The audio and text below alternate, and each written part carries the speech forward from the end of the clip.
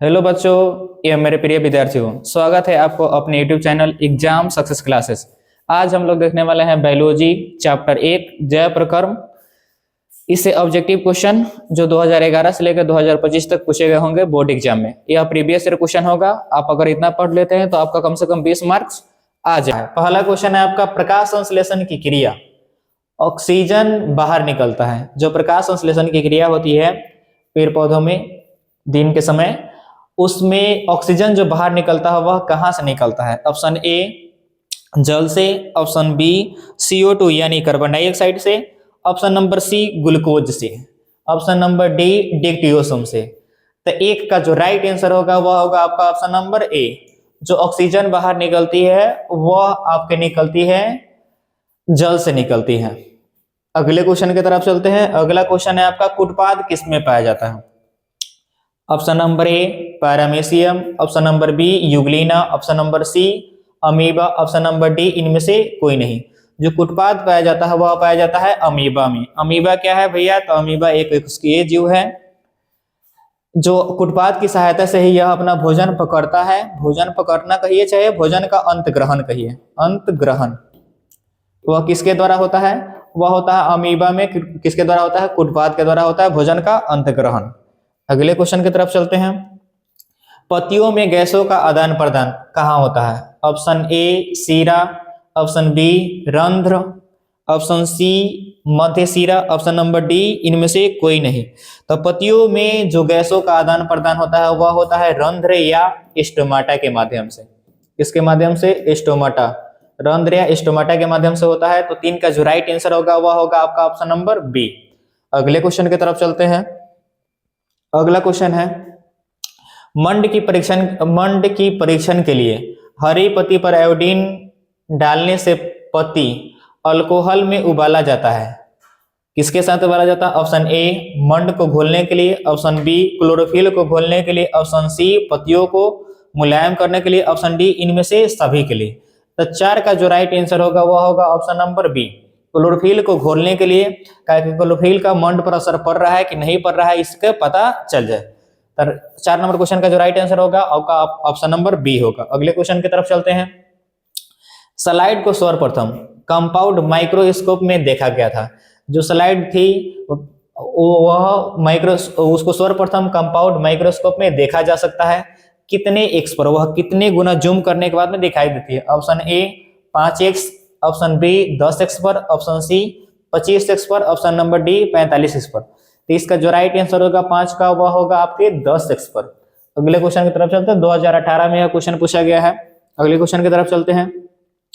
निम्नलिखित में से कौन एक उभयलिंगी जंतु है? जो 2020 में आपका क्वेश्चन पूछा गया है। निम्न में से कौन एक उभयलिंगी जंतु? उभयलिंगी जंतु उसे कहा जाता है जिनमें दोनों लिंग पाया जाता है, यानी नर युग्मक शुक्राणु भी पाया जाता है और मादा युग्मक अंडाणु भी पाया जाता है। जिसमें दोनों लिंग पाए जाते हैं उन्हें कहा जाता है उभयलिंगी जीव। ऑप्शन ए आपका है कछुआ, आपका ऑप्शन नंबर ए है केंचुआ, ऑप्शन बी मछली, ऑप्शन सी शेर, ऑप्शन नंबर डी बकरी। 6 का जो राइट आंसर होगा वह होगा आपका ऑप्शन नंबर ए, केंचुआ जो है आपके उभयलिंगी जंतु है। अगले क्वेश्चन की तरफ चलते हैं। प्रकाश संश्लेषण की क्रिया होती है तो भैया कहाँ होती है? वही तो आपको जवाब देना है। ऑप्शन ए कवकों में, ऑप्शन बी जंतुओं में, ऑप्शन सी हरे पौधों में, ऑप्शन डी परजीवियों में।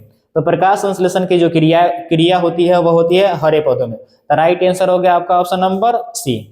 इसी प्रकार का क्वेश्चन आपके बोर्ड एग्जाम 2026 में पूछे जाएंगे, तो सब्र रखिए और कुछ क्वेश्चन को देखिए। अगले क्वेश्चन की तरफ चलते हैं। अगला क्वेश्चन है अमीबा अपना भोजन कैसे पकड़ता है?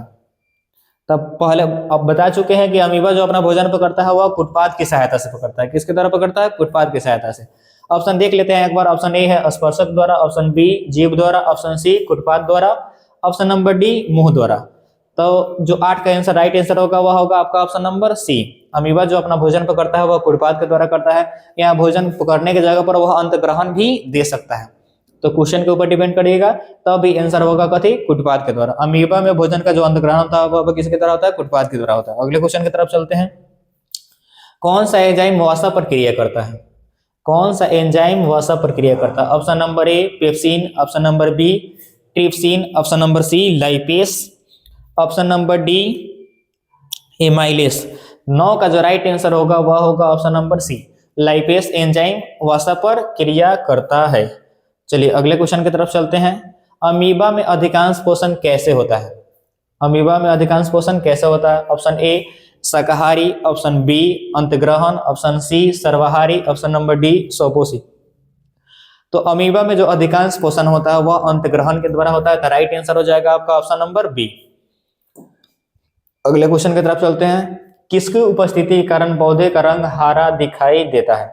जो पत्तियां हरी दिखाई देती है वह किसके कारण दिखाई देती है? ऑप्शन ए क्लोरोफिल के कारण, ऑप्शन बी ल्यूकोप्लास्ट के कारण, ऑप्शन सी फाइटोक्रोम के कारण, ऑप्शन डी इनमें से कोई नहीं। तो 11 का जो राइट आंसर होगा वह आपका ऑप्शन नंबर ए होगा। पत्तियां जो हरी दिखाई देती है वह क्लोरोफिल के कारण दिखाई देती है। यहाँ आप एक और क्वेश्चन याद रख सकते हैं कि मैग्नीशियम कहाँ पाया जाता है? मैग्नीशियम, मैग्नीशियम कहाँ पाया जाता है? तो मैग्नीशियम भी पाया जाता है, कहाँ पाया जाता है? क्लोरोफिल में पाया जाता है। इसको याद रखिएगा, यह आपका क्वेश्चन बोर्ड एग्जाम में आ सकता है, बहुत ज्यादा महत्वपूर्ण है। अगले क्वेश्चन की तरफ चलते हैं। हाइड्रा में क्या पाया जाता है? ऑप्शन ए मस्तिष्क, ओकरा में कहिया से मस्तिष्क आने लगा। ऑप्शन बी तंत्रिका, ऑप्शन सी मुख, ऑप्शन नंबर डी स्पर्शक। तो हाइड्रा में पाया जाता है स्पर्शक, स्पर्शक को ही कहा जा सकता है कुटपाद। तो 12 का जो राइट आंसर हो जाएगा वो आपका ऑप्शन नंबर डी होगा। अगले क्वेश्चन की तरफ चलते हैं। मनुष्य और अन्य मांसाहारी जीव निम्नलिखित में से किसका पाचन नहीं कर सकते हैं? मनुष्य तथा अन्य मांसाहारी जीव निम्नलिखित में से किसका पाचन नहीं कर सकते? Option A protein, option B cellulose का, ऑप्शन नंबर सी वसा का, ऑप्शन नंबर डी इनमें से सभी का। तो मनुष्य एवं अन्य मांसाहारी जो जीव होते हैं वह सेलुलोज का पाचन नहीं कर सकते हैं। सेलुलोज जो प्राप्ति होती है वह होती है पादप कोशिका में जो पाया जाता है, पादप कोशिका में जो पाया जाता है कोशिका भीति, वहीं से सेलुलोज की प्राप्ति है। सेलुलोज एक जटिल कार्बोहाइड्रेट है।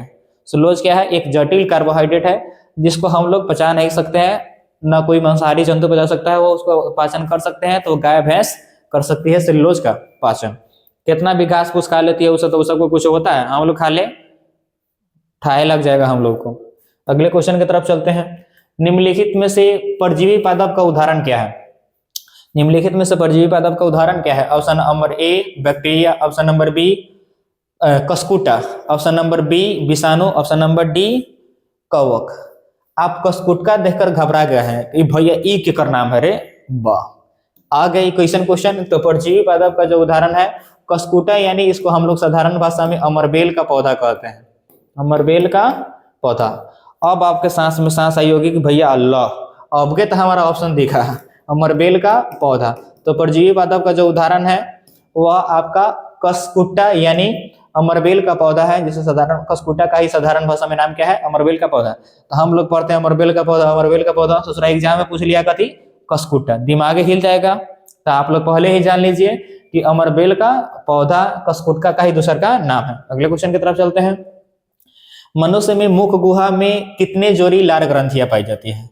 मनुष्य के मुख गुहा में जो लार ग्रंथियां पाई जाती है, प्रत्येक वयस्क मनुष्य एक दिन में 1.5 लीटर लेर का स्राव करता है। खाने वाला चीज देखते हैं टपकने लगता है। तो अब भैया कितनी जोड़ी लार ग्रंथियां पाई जाती है मुख गुहा में, कितना लेर निकलता है? Option A 1, option B 2, option C 3, option number D 4। तो 15 का जो राइट आंसर होगा वह होगा आपका ऑप्शन नंबर सी। मनुष्य के मुख गुहा में 3 जोड़ी लार ग्रंथियां पाई जाती है। जो आपकी पहली जोड़ी लार ग्रंथि है उसका नाम है पैरोटिड, पैरोटिड। दूसरा का नाम है सबमैंडिबुलर, सबमैंडिबुलर। तीसरा का जो जोड़ी है उसका नाम है सबलिंगुअल, सबलिंगुअल। चलिए, तो यही मनुष्य के मुख गुहा में 3 जोड़ी लार ग्रंथियां पाई जाती है। तो 15 का जो राइट आंसर होगा वह आपका ऑप्शन नंबर सी हो जाएगा। अगले क्वेश्चन की तरफ चलते हैं। अगला क्वेश्चन है आपको, दांतों की सबसे ऊपरी परत क्या है? एक वयस्क आपसे पूछा जा सकता है कि एक वयस्क मनुष्य में दांतों की जो संख्या होती है वह कितनी होती है? 32 होती है। कितनी होती है? 32। आपसे क्वेश्चन क्या पूछा है? दांतों की सबसे ऊपरी परत क्या है? Option A dentine, option B enamel, option C enamel, option D crown. यहाँ बी और सी ऑप्शन नंबर एक ही है आपका राइट आंसर हो जाएगा। वो आपका ऑप्शन नंबर बी मारिए तब, चाहे सी मारिए तब, इनामेल ही होता है। यहाँ टाइपिंग करने वाला कुछ मिस्टेक कर दिया है। तो दांतों का सबसे ऊपरी परत जो होगा वह इनामिल होगा। आपसे पूछा जाएगा कि दांतों का सबसे कठोर भाग भी क्या है, तब भी बताना है आपको इनामिल। चलिए अगले क्वेश्चन की तरफ चलते हैं। स्वपोषी पोषण के लिए आवश्यक क्या है? स्वपोषी पोषण जो प्रकाश संश्लेषण की क्रिया के द्वारा पेड़ पौधे अपना भोजन तैयार करते हैं, तो प्रकाश स्वपोषण जो होता है वह पेड़ पौधे में होता है। उसके लिए कौन कौन सी चीजों की आवश्यकता होती है? ऑप्शन ए पर्णहरित या क्लोरोफिल, पर्णहरित या क्लोरोफिल। अगला क्वेश्चन है आपका सूर्य का प्रकाश। ऑप्शन अगला ऑप्शन है, सॉरी क्वेश्चन नहीं, सूर्य का प्रकाश। Option C carbon dioxide. Option number D इनमें से सभी। तो प्रकाश संश्लेषण की क्रिया के लिए इनमें से सभी की आवश्यकता होती है, तो राइट आंसर हो जाएगा आपका ऑप्शन नंबर डी। अगले क्वेश्चन की तरफ चलते हैं। मैग्नीशियम कहाँ पाया जाता है? तो आपको हम बता चुके हैं मैग्नीशियम जो पाई जाती है वह क्लोरोफिल में पाई जाती है। तो 18 का जो राइट आंसर होगा वह आपका ऑप्शन नंबर ए हो जाएगा। अगले क्वेश्चन की तरफ चलते हैं। अगला क्वेश्चन है आपका क्वेश्चन नंबर 19। यह आहार नाल का सबसे लंबा भाग क्या है? आहार नाल का सबसे लंबा भाग क्या है? ऑप्शन ए क्षुद्रांत। क्षुद्रांत आदमी देख के पगलाइए जाएगा लड़का सा, एक छोटी आंत देना चाहिए था, छोटी आंत दिया है क्वेश्चन में। बृहदांत, बृहद्रांत्र। ऑप्शन सी अमाशय। ऑप्शन डी इनमें से कोई नहीं। सोच रहा हमारा ना पढ़ने आ रहा है, जब हमको नहीं पढ़ने आएगा तो लड़का सब कैसे पढ़ने आएगा? इसको लॉस आराम से देना चाहिए, छोटी आंत, बड़ी आंत, अमाशय। तो भैया अमाशय का जो सबसे लंबा भाग है वह है आपके छोटी आंत। अमाशय का सबसे लंबा भाग छोटी है। इसकी लंबाई जो होती है वह 6 मीटर होती है, और लंबाई सॉरी लंबाई कितना होता है? लंबाई होता है इसका 6 मीटर, और चौड़ाई होता है, चौड़ाई कहाँ गई हो, चौड़ाई जो होता है वह होता है 2.5 सेंटीमीटर, 2.5 सेंटीमीटर। अगले क्वेश्चन की तरफ चलते हैं। अगला क्वेश्चन है आपका ट्रिप्सिन एंजाइम का कार्य क्या है? ट्रिप्सिन जो एंजाइम जो निकलती है उसका कार्य क्या है? ऑप्शन ए प्रोटीन का पाचन। ऑप्शन बी वसा का पाचन। ऑप्शन सी कार्बोहाइड्रेट का पाचन। ऑप्शन नंबर डी इनमें से कोई नहीं। तो ट्रिप्सिन का जो काम होता है वह प्रोटीन का पाचन करना होता है। तो 20 का जो राइट आंसर हो जाएगा आपका ऑप्शन नंबर ए हो जाएगा। अगले क्वेश्चन की तरफ चलते हैं। अगला क्वेश्चन है आपका 21 नंबर क्वेश्चन। मनुष्य के आहार नाल में यह एक अवशेषीय अंग है, तो कौन अवशेषीय अंग है? सीकम। या तो भैया छोटी आंत का भाग है, इसका जरूरी छोटी आंत एवं बड़ी आंत के जोड़ पर जो पाया जाता है उस भाग को कहते हैं सीकम। इसकी आवश्यकता है। कोलन की भी आवश्यकता है, बड़ी आंत का भाग है। रेक्टम यानी मलाशय, इसका भी जरूरी पड़ता है। अवशेषी मतलब अनावश्यक कौन है? तो अपेंडिक्स का कोई कार्य नहीं है, तो अवशेषीय मनुष्य के आहार नाल में एक अवशेषीय अंग है, तो वह कौन है? अपेंडिक्स है। तो राइट आंसर हो जाएगा 21 का आपका ऑप्शन नंबर डी। अगले क्वेश्चन की तरफ चलते हैं। न्यूक्लियस शब्द, न्यूक्लियस को हिंदी में कहा जाता है केंद्रक। न्यूक्लियस को इंग्लिश में हिंदी में क्या कहा जाता है? केंद्रक। केंद्रक शब्द किनके द्वारा दी गई थी? Option A Robert Brown. Option B Robert Hooke. Option C प्लाड। Option number D Virchow. तो 22 का जो राइट आंसर हो जाएगा आपका ऑप्शन नंबर ए होगा। रॉबर्ट ब्राउन के द्वारा न्यूक्लियस शब्द दिया गया था। कब दिया गया था? न्यूक्लियस शब्द की जो खोज थी, केंद्रक का जो खोज हुआ था रॉबर्ट ब्राउन के द्वारा किया गया था 1831 ईस्वी में। अगले क्वेश्चन की तरफ चलते हैं। अगला क्वेश्चन है प्रसिद्ध पुस्तक द माइक्रोग्राफिया। प्रसिद्ध पुस्तक द माइक्रोग्राफिया किनके द्वारा लिखी गई थी? Option A Robertson. Option B Brown. Option C Darwin. Option D Robert Hooke. 23 का जो राइट आंसर होगा वह होगा option number D, Robert Hooke के द्वारा ही लिखा गया था द माइक्रोग्राफिया। आपसे पूछा जाएगा कि कोशिका की खोजकर्ता कौन है? कोशिका का खोज किसने किया था? कोशिका की खोज किसने किया था? तो रॉबर्ट हुक हुआ, रॉबर्ट हुक के द्वारा ही किया गया था। कब किया गया था? 1665 ईस्वी में। अगले क्वेश्चन की तरफ हम चलते हैं। अगला क्वेश्चन है आपका पौधों और पशुओं की कोशिकाओं का वैज्ञानिक अध्ययन क्या कहलाता है? जो कोशिकाओं का अध्ययन हम करते हैं, चाहे वह पौधों का हो या पशुओं का हो, वह क्या कहलाता है? ऑप्शन ए अनुवांशिकी। ऑप्शन बी कोशिका विभाजन। Option C cytogenetics. Option D उत्तक विभाजन। तो कोशिकाओं का अध्ययन जो कहलाता है वह कहलाता है कोशिका विभाजन। अगले क्वेश्चन की तरफ चलते हैं। तो राइट आंसर हो जाएगा 24 का ऑप्शन नंबर बी। अगला आपका क्वेश्चन है पौधे में भोजन किस रूप में जमा रहता है? ऑप्शन ए ग्लूकोज के रूप में। ऑप्शन बी प्रोटीन के रूप में। ऑप्शन सी स्टार्च के रूप में। Option number D fatty acid के रूप में। तो पौधों में जो भोजन पाया जाता है वह पाया जाता है स्टार्च के रूप में। तो 25 का जो राइट आंसर हो जाएगा आपका ऑप्शन नंबर सी होगा। अगले क्वेश्चन की तरफ चलते हैं। इनमें स्वपोषी कौन है? ऑप्शन ए हरे पौधे, ऑप्शन बी कीट, ऑप्शन सी मछली, ऑप्शन नंबर डी इनमें से सभी। तो स्वपोषी आपका है हरे पौधे, तो राइट आंसर हो जाएगा आपका ऑप्शन नंबर ए। अगले क्वेश्चन की तरफ चलते हैं। जीवन की एक महत्वपूर्ण विशेषता क्या है? अणु की गति, वृद्धि, संघ, समन्वय। तो 27 का जो राइट आंसर होगा वह होगा आपका ऑप्शन नंबर बी, वृद्धि। जीवन की एक महत्वपूर्ण विशेषता क्या है? वृद्धि है। अगले क्वेश्चन की तरफ चलते हैं। स्वपोषी पोषण होता है किसमें होता है? पौधों में, ऑप्शन बी कवक में, ऑप्शन सी कुछ प्रोटिस्टा और प्रोकैरियोटिक में, ऑप्शन डी ए और सी दोनों में। जो अंचलाकवा लड़का हुआ होगा वो ज्यादा एकदम खुश हो जाएगा, एकदम खुश हो जाएगा। कथी कि स्वपोषी पोषण किसमें होता है? मार देगा धड़ाक दौर पौधों में, हो जाएगा गलती। इसका जो राइट आंसर होगा वह आपका ऑप्शन नंबर डी होगा। अगले क्वेश्चन की तरफ चलते हैं। अगला क्वेश्चन है आपका, एक वयस्क मनुष्य में कितने दांत होते हैं? एक वयस्क मनुष्य में दांतों की संख्या कितनी होती है? Option A 30, option number B 32, option number D 34, option number D 28। 29 का जो राइट आंसर होगा वह होगा आपका ऑप्शन नंबर बी। एक वयस्क मनुष्य में दांतों की जो संख्या होती है वह 32 होती है। दांत कितने प्रकार के होते हैं? तो दांत जो होते हैं वह 4 प्रकार के होते हैं, इंसाइजर, कैनाइन, प्रीमोलर, मोलर। दांतों का सबसे कठोर भाग आपसे पूछ सकता है, सबसे कठोर भाग तो वह होता है आपका इनामेल। कौन होगा? इनामेल। दांतों का सबसे कठोर भाग इनामेल। दांतों की सबसे ऊपरी परत आपसे पूछी जा सकती है, ऊपरी परत, तो वो भी होगा कौन? इनामेल। चलिए अगले क्वेश्चन की तरफ चलते हैं। अगला क्वेश्चन है, मृतजीवी का उदाहरण है। Option A amoeba, option B गोबरछाता, ऑप्शन सी अरहुल, ऑप्शन डी अमरबेल। 30 का जो राइट आंसर होगा वह होगा आपका ऑप्शन नंबर बी, गोबरछाता। लड़का सामने के यहाँ कहता है सांप के छाता। 30 का जो राइट आंसर होगा आपका ऑप्शन नंबर बी होगा। अगले क्वेश्चन की तरफ चलते हैं। अगला क्वेश्चन है, पौधों में प्रकाश संश्लेषण स्थान क्या है? पौधों में प्रकाश संश्लेषण का स्थान क्या है? Option A mitochondria, option B chloroplast, option C glucoplast, option D इनमें से कोई नहीं। तो 31 का जो राइट आंसर होगा आपका ऑप्शन नंबर बी होगा, क्लोरोप्लास्ट। प्रकाश संश्लेषण की जो क्रिया होती है वह क्लोरोप्लास्ट यानी क्लोरोफिल में होती है। अगले क्वेश्चन की तरफ चलते हैं। गोबरछाता है, तो अभी क्वेश्चन हो चुका है, जो गोबरछाता है वह एक मृतजीवी है। अगले क्वेश्चन की तरफ चलते हैं ना। अगला क्वेश्चन है आपका क्वेश्चन नंबर 33।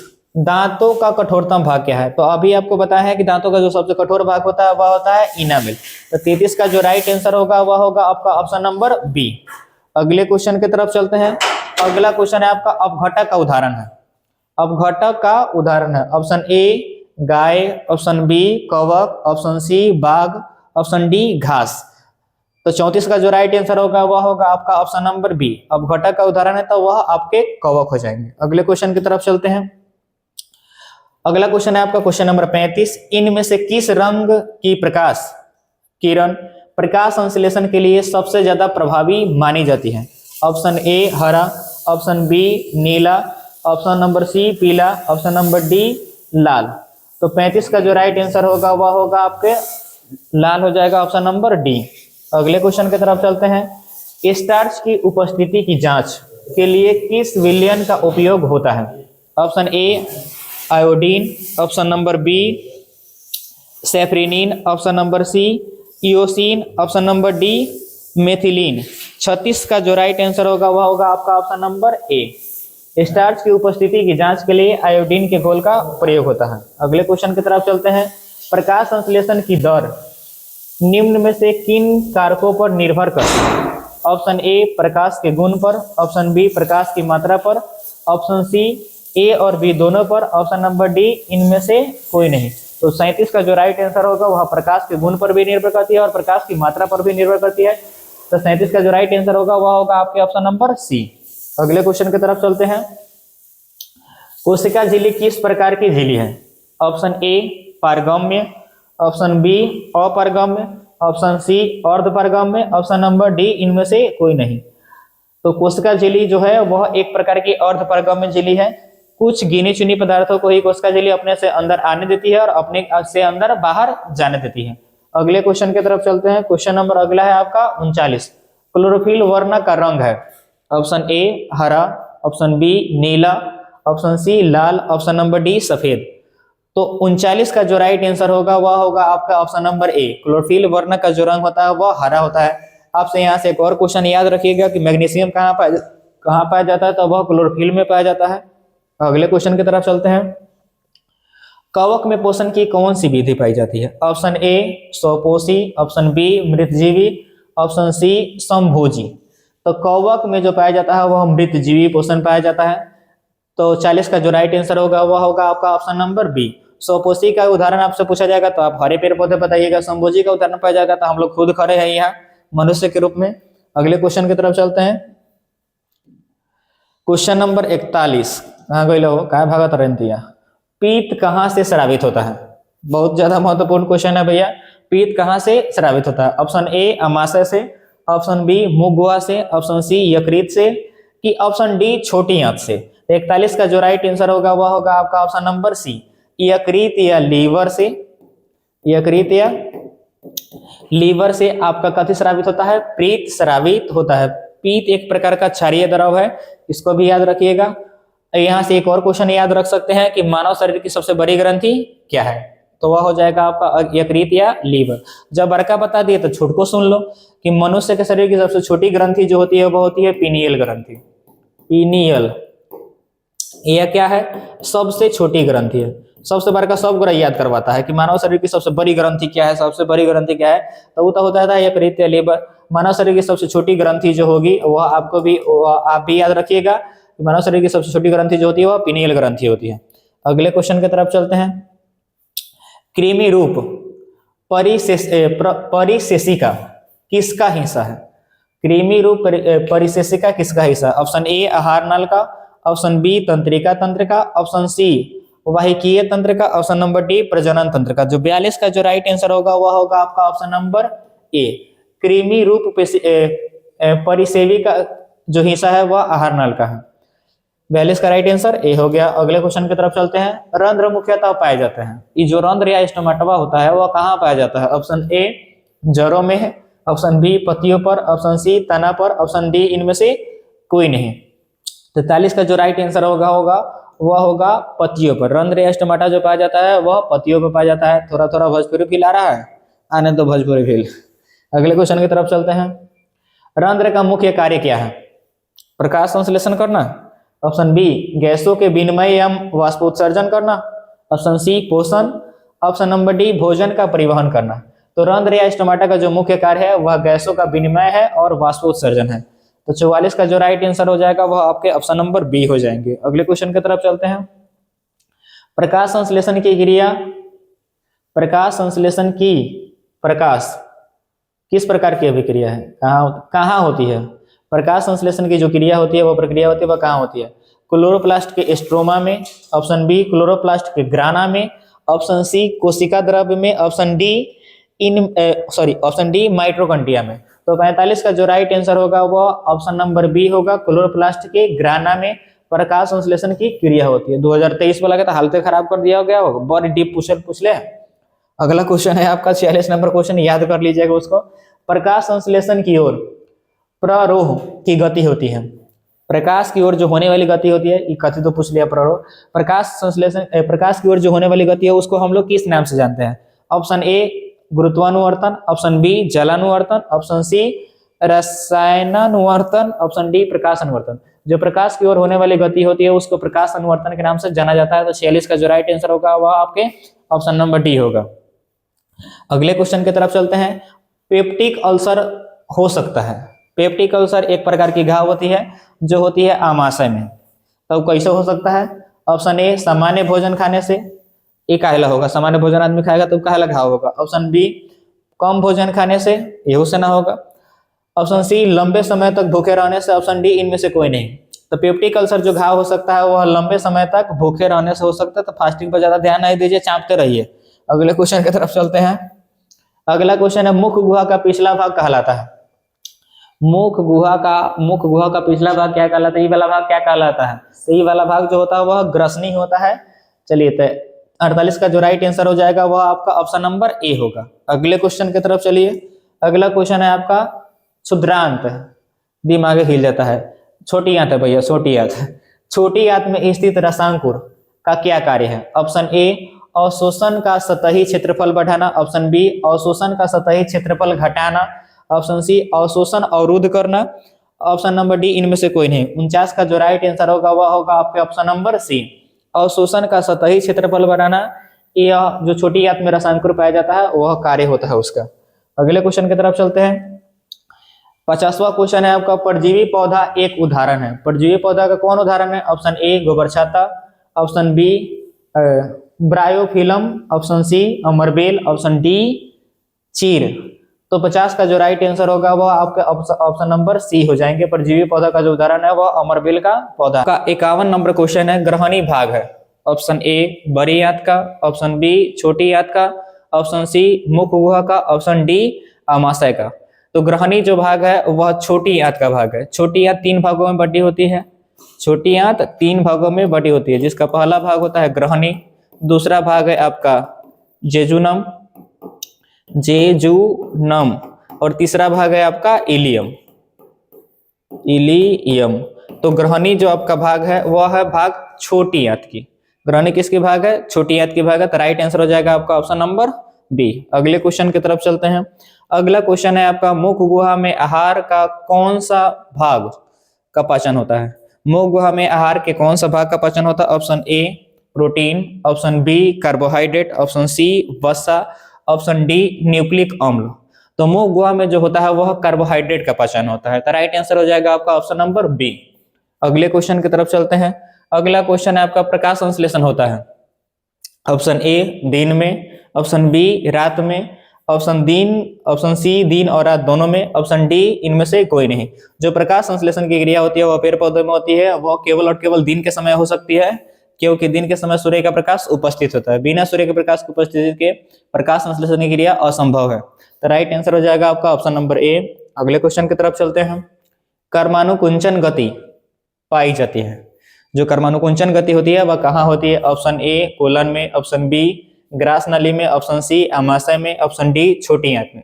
जो कर्मकुंचन है ग्रास नली की दीवार में तरंग की तरह जो सिकुड़ा नियम फैला होता है उसी को कर्मकुंचन कहते हैं। तो यह क्रिया कहाँ होगी? ग्रास नली में होगी। तो राइट आंसर हो जाएगा आपका ऑप्शन नंबर बी। अगला क्वेश्चन है आपका प्रकाश संश्लेषण में ऑक्सीजन का मूल स्रोत क्या है? प्रकाश संश्लेषण में जो ऑक्सीजन निकलती है वह कहाँ से निकलती है? ऑप्शन ए पर्णहरित या क्लोरोफिल से, ऑप्शन बी CO2 यानी कार्बन डाइऑक्साइड से, ऑप्शन सी जल से, ऑप्शन डी सौर ऊर्जा से। तो सूर्य प्रकाश संश्लेषण में जो ऑक्सीजन निकलती है वह निकलती है जल से। तो 55 का जो राइट आंसर हो जाएगा वह होगा आपका ऑप्शन नंबर सी। अगले क्वेश्चन की तरफ चलते हैं। अगला क्वेश्चन है आपका शाकाहारी जीवों में छोटी आंत की लंबाई कितनी होती है? छोटी आंत की लंबाई होती है, शाकाहारी जो जीव होते हैं उनमें छोटी आंत की लंबाई होती है। ऑप्शन ए छोटी, ऑप्शन बी मध्यम, ऑप्शन सी अधिक लंबी, ऑप्शन डी इनमें से कोई नहीं। तो शाकाहारी जीवों में जो छोटी आंत होती है वह काफी लंबी होती है, क्योंकि शाकाहारी जीवों में सेलुलोज का पाचन करना होता है। किसका पाचन करना होता है? सेलुलोज का। सेलुलोज की प्राप्ति कहाँ होती है?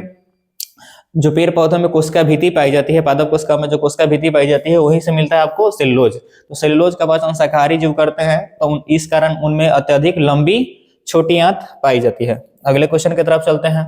छोटी आंत में पूर्ण रूप से पचा भोजन क्या कहलाता है? छोटी आंत में पूर्ण रूप से पचा भोजन क्या कहलाता है? Option A chyme, option B child, option C chylomicron, option D इनमें से कोई नहीं। तो 57 का जो राइट आंसर होगा वह होगा ऑप्शन नंबर बी। छोटी आंत में पूर्ण रूप से पचा भोजन चाइल्ड कहलाता है। चलिए अगले क्वेश्चन की तरफ चलते हैं। अगला क्वेश्चन है आपका पौधों में श्वसन क्रिया के अंतर्गत ATP के टूटने से कितनी ऊर्जा मुक्त होती है? ऑप्शन ए 30.5 kJ जूल प्रति मोल, ऑप्शन बी 3.5 kJ जूल प्रति मोल, ऑप्शन सी 305 kJ प्रति मोल, ऑप्शन डी इनमें से कोई नहीं। तो एटीपी के टूटने से जो ऊर्जा मुक्त होती है वह होती है 30.5 kg प्रति मोल। राइट आंसर हो जाएगा आपका ऑप्शन नंबर ए। अगले क्वेश्चन की तरफ चलते हैं। Question number 59। पाइरुवेट के विखंडन से यह कार्बन डाइऑक्साइड, जल तथा ऊर्जा देता है। यह क्रिया होती है, तो वह क्रिया कहाँ होती है? ऑप्शन ए कोशिका द्रव्य में, ऑप्शन बी माइटोकॉन्ड्रिया में, ऑप्शन सी हरित लवक में, ऑप्शन डी इनमें से कोई नहीं। तो आपको पता होगा कि पाइरुवेट का जो पूर्ण विखंडन होता है वह वायवीय श्वसन में होता है। वायवीय श्वसन की क्रिया जो होती है वह माइटोकॉन्ड्रिया में होती है, इसलिए राइट आंसर हो जाएगा आपका ऑप्शन नंबर बी। अगले क्वेश्चन की तरफ चलते हैं। इथाइल अल्कोहल किस प्रकार के श्वसन में बनता है? इथाइल अल्कोहल किस प्रकार के श्वसन में बनता है? ऑप्शन ए वायवीय, ऑप्शन बी अवायवीय, ऑप्शन सी दोनों में, ऑप्शन डी इनमें से कोई नहीं। जो इथाइल अल्कोहल का निर्माण होता है वह अवायवीय श्वसन में होता है। तो 60 का जो राइट आंसर हो जाएगा आपका ऑप्शन नंबर बी होगा। अगले क्वेश्चन की तरफ चलिए। अगला क्वेश्चन है आपका निम्नलिखित में से किसे कोशिका का ऊर्जा मुद्रा के रूप में जाना जाता है? ऑप्शन ए एडीपी को, ऑप्शन बी एटीपी को, ऑप्शन सी डीटीपी को, ऑप्शन डी पीडीपी को। तो इसका राइट हो जो ऊर्जा मुद्रा के रूप में जाना जाता है वह जाना जाता है एटीपी को। तो राइट आंसर हो जाएगा आपका ऑप्शन नंबर बी। अगले क्वेश्चन की तरफ चलिए। अगला क्वेश्चन है मछली का श्वसन अंग क्या है? मछली का श्वसन अंग क्या है? Option A trachea, option B gills, option C त्वचा, ऑप्शन डी फेफड़ा। मछली का जो श्वसन अंग होता है वह होता है गिल्स या गलफरा। गिल्स या गलफरा, गिल्स या गलफरा होती है मछली का श्वसन अंग, गिल्स या गलफरा होता है। ट्रैकिया तिलचट्टा में हो जाएगी। ट्रैकिया किसका श्वसन अंग है? वह तिलचट्टा का हो जाएगा। त्वचा मेढक का हो जा सकता है, केचुआ का होगा। त्वचा आप कथी किसका ले सकते हैं? केचुआ का श्वसन अंग हो जाएगा। फेफड़ा जो होगा वह मनुष्य का और भी बहुत सारे जीवों के श्वसन अंग होते हैं क्या? फेफड़ा। लेकिन इस क्वेश्चन का जो राइट आंसर होगा 62 नंबर क्वेश्चन कि मछली का श्वसन अंग क्या है, तो वह क्या होगा? गिल्स या गलफरा। ऑप्शन नंबर बी आपका राइट आंसर हो जाएगा। अगले क्वेश्चन की तरफ चलते हैं। अगला क्वेश्चन है आपको आयोडीन की कमी से कौन सा रोग होता है? आयोडीन की कमी से कौन सा रोग होता है? ऑप्शन ए घेगा, ऑप्शन बी मधुमेह, option C scurvy, option number D AIDS. तो आयोडीन की कमी से घेगा रोग होता है, तो राइट आंसर हो जाएगा आपका ऑप्शन नंबर ए। थायराइड ग्रंथ से जो निकलने वाली होती है थायरॉक्सिन हार्मोन, वही आयोडीन की मात्रा को नियंत्रित करने का कार्य करती है। अगले क्वेश्चन की तरफ चलते हैं। श्वसन के अंतिम उत्पाद क्या है? श्वसन क्रिया के अंतिम उत्पाद यानी श्वसन क्रिया के उपरांत क्या क्या बनते हैं? ऑप्शन ए CO2 यानी कार्बन डाइऑक्साइड और जल, ऑप्शन बी CO2 और ऊर्जा, ऑप्शन सी H2O और ऊर्जा, ऑप्शन डी है CO2 यानी कार्बन डाइऑक्साइड, H2 यानी जल और ऊर्जा।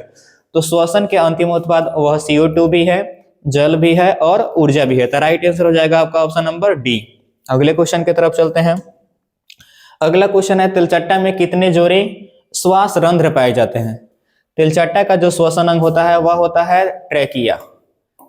ट्रैकिया जिसको हम लोग साधारण भाषा में क्या कहते हैं? श्वास नली कहते हैं। श्वास नली या ट्रैकिया जो है वह तिलचट्टा का श्वसन अंग है।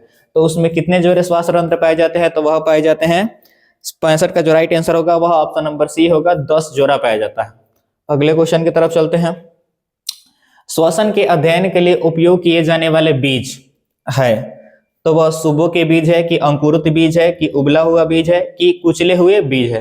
तो श्वसन के अध्ययन के लिए अंकुरित बीज का उपयोग किया जाता है। तो राइट आंसर हो जाएगा आपका ऑप्शन नंबर बी, जो 2021 में पूछा गया क्वेश्चन है। अगला क्वेश्चन है आपका 2021 में ही पूछा हुआ। निश्वास द्वारा निकली वायु में रहती है। निश्वास जब हम सांस छोड़ते हैं तो उस समय अंतःश्वास मतलब सांस को अंदर लेना, निश्वास मतलब सांस को बाहर छोड़ना। तो उस समय जब हम लोग सांस छोड़ते हैं तो उस समय कौन सी गैस जो होती है निकलती है? Option A carbon dioxide, option B oxygen, option C nitrogen, option D CO2। तो आपका राइट आंसर हो जाएगा option number A. Option number A और ऑप्शन नंबर डी इनमें से आपका टाइपिंग मिस्टेक थोड़ा सा हुआ होगा, एक रखा O3 कर दीजिए, O3 कर दीजिए। तो राइट आंसर हो जाएगा आपका ऑप्शन नंबर ए। श्वसन के उपरांत श्वसन जब हम सांस छोड़ते हैं तो उस समय कार्बन डाइऑक्साइड गैस बाहर निकलती है। 67 का राइट आंसर हो जाएगा आपका ऑप्शन नंबर ए। पौधों में श्वसन होता है, कहाँ से होता है? जड़ से, पत्तियों से, तना से और डी इनमें से सभी से। पौधे में जो श्वसन होता है वो मुख्य रूप से तो पत्तियों से होती है, लेकिन विशेष परिस्थिति में जब पत्ती पतझड़ के मौसम में जब पत्तियां झड़ जाती है तो उस समय जड़ से भी वह श्वसन करती है तथा तना से भी वह श्वसन कर सकती है। तो राइट आंसर हो जाएगा आपका ऑप्शन नंबर डी, इनमें से सभी। अगले क्वेश्चन की तरफ चलते हैं। ग्लूकोलाइसिस होता है ऑप्शन ए माइटोकॉन्ड्रिया में, ऑप्शन बी कोशिका द्रव्य में, ऑप्शन सी गोल्गी कॉम्प्लेक्स में, ऑप्शन डी क्लोरोप्लास्ट में। 69 का जो राइट आंसर होगा वह होगा ऑप्शन नंबर बी। ग्लूकोलाइसिस जो होता है वह कोशिका द्रव्य में होता है। अगले क्वेश्चन की तरफ चलते हैं। किस पौधे में रंध्र अनुपस्थित रहते हैं? ऑप्शन ए आम के पौधे में, ऑप्शन बी नागफनी के पौधे में, ऑप्शन सी हाइड्रीला के पौधे में, कि ऑप्शन नंबर डी कनेर के पौधे में। जो रंध्र या स्टोमाटा जो अनुपस्थित रहते हैं, नहीं पाया जाता है, वह पाया जाता है हाइड्रीला में, उसमें नहीं पाया जाता है रंध्र या स्टोमाटा। तो राइट आंसर हो जाएगा आपका ऑप्शन नंबर सी। अगले क्वेश्चन की तरफ चलते हैं। किस प्रकार के श्वसन से अधिक ऊर्जा मुक्त होती है? किस प्रकार के श्वसन में अधिक ऊर्जा मुक्त होती है? ऑप्शन ए वायवीय, ऑप्शन नंबर बी अवायवीय, ऑप्शन नंबर सी ए और बी दोनों, ऑप्शन नंबर डी इनमें से कोई नहीं। तो अधिक ऊर्जा जो मुक्त होती है वह वायवीय श्वसन में होती है। तो राइट आंसर हो जाएगा आपका ऑप्शन नंबर ए। अगले क्वेश्चन की तरफ चलते हैं। पौधे में गैसों का आदान प्रदान किसके द्वारा होता है? पौधों में गैसों का आदान प्रदान किसके द्वारा होता है? ऑप्शन ए रंध्र या स्टोमाटा के द्वारा, ऑप्शन बी जड़ द्वारा, ऑप्शन सी तना द्वारा, ऑप्शन डी टहनी द्वारा। तो 72 का जो राइट आंसर हो जाएगा वह होगा ऑप्शन नंबर ए, रंध्र या स्टोमाटा के माध्यम से पौधों में गैसों का आदान प्रदान होता है। अगला क्वेश्चन है आपका, किण्वन क्रिया पाई जाती है? किण्वन क्रिया जो होती है वह कहाँ होती है? ऑप्शन ए अमीबा में, ऑप्शन बी ईस्ट में, ऑप्शन सी हाइड्रा में, ऑप्शन डी इनमें से कोई नहीं। जो किण्वन क्रिया होती है वह ईस्ट में होती है। तो राइट आंसर हो जाएगा आपका ऑप्शन नंबर बी। अगले क्वेश्चन की तरफ चलिए। अगला क्वेश्चन है आपका, ट्रेकिया किस जीव का श्वसन अंग है? तो ट्रेकिया बता दिया गया है कि कॉकरोच या तेलचट्टा। कॉकरोच या तेलचट्टा का आपका श्वसन अंग है कौन?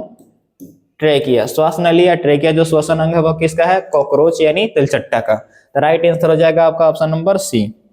अगला क्वेश्चन, शरीर में भोजन का पाचन किस प्रकार की अभिक्रिया है? शरीर में भोजन का पचना किस प्रकार की अभिक्रिया है? ऑप्शन ए संयोजन, ऑप्शन बी अपचयन, ऑप्शन सी उपचयन, ऑप्शन डी विस्थापन। तो शरीर में जो भोजन का पचना है वो एक प्रकार की उपचयन अभिक्रिया है। तो राइट आंसर हो जाएगा आपका ऑप्शन नंबर सी। अगले क्वेश्चन की तरफ चलते हैं। दूध से दही बनने में निम्नलिखित में से कौन सी अभिक्रिया होती है? तो दूध से दही बनने में किण्वन अभिक्रिया होती है। किस प्रकार की अभिक्रिया होती है? तो वह किण्वन अभिक्रिया। तो राइट आंसर हो जाएगा आपका ऑप्शन नंबर बी। अगले क्वेश्चन की तरफ चलिए। अगला क्वेश्चन है आपका, निम्नलिखित में से किससे रंध्र के छिद्र घिरे रहते हैं?